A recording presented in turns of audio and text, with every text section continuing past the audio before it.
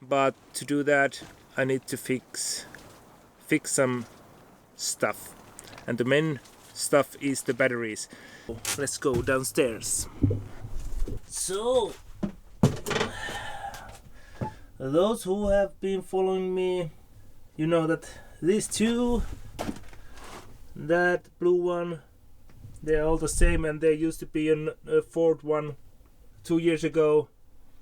I did the broken one, and I bought two of these which are different size, and yeah, also used, but I got them cheap, so I thought that I could put one of these in series with the three other ones, just for limp another summer with 48 volts. That was not a good idea. I knew that you should not mix different batteries in series, but I did it because it was cheaper than getting another one of those. Surprisingly good that these lasted like 8 years or 7 years, and I've been beating them up. The idea is to, well, I should get it next week. I bought a 48 volt lithium iron phosphate, I think LiFePO4 battery, so I'm gonna install that. I'm not sure where. It might be here, or it might be down here where the 12 volt battery is now. And well, yeah, if there's somebody watching who has not watched my previous videos, I have a lot of batteries, like 7 of them now. These two are about 100 amp hours, 110 amp hours. They are deep cycle. These are the best, and they are in pretty good condition. These I put in 24 volts. This one is the 12 volt, and these are the 48 volts.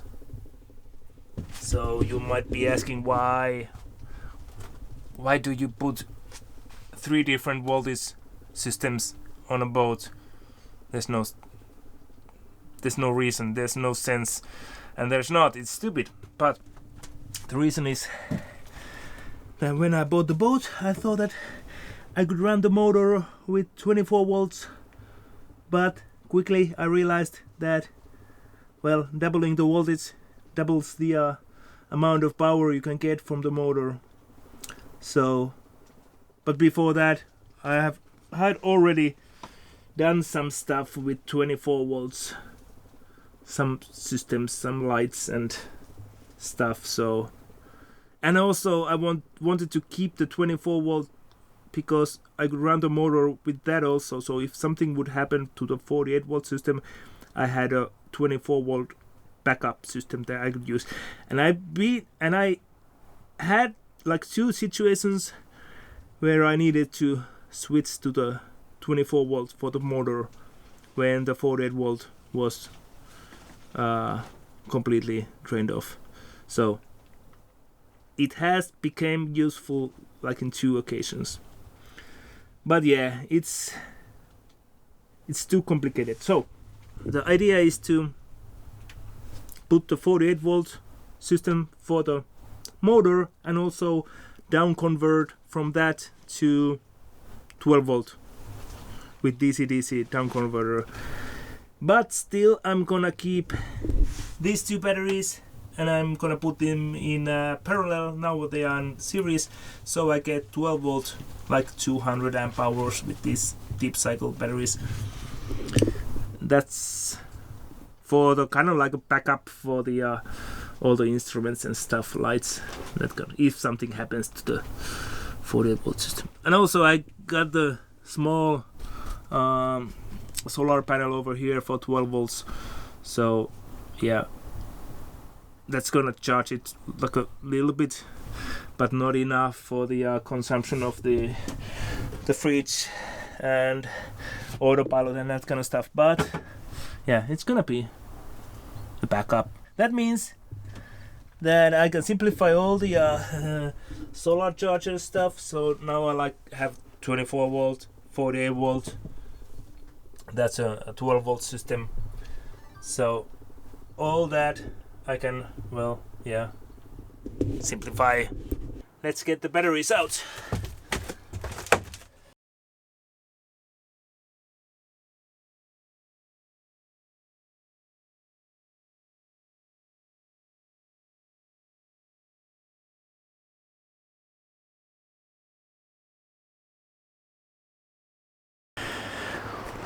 So, the hardest part was getting those batteries down up from there.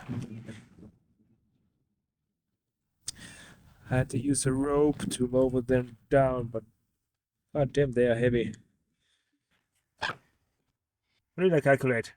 194 kilos, almost 200 kilos of batteries going out. And about 42 kilos is coming back in, so the difference is about 150 kilos. I think this is the end of this video, the first part of this series. I think there's gonna be good points of how to build these electric sailboats nowadays, when the battery technology is way different than like 9 years ago when I started. So yeah, I've seen the other side. Now I'm gonna explore the other side of what battery technology. So okay, I hope I see you soon on the next video. Take care. Bye bye.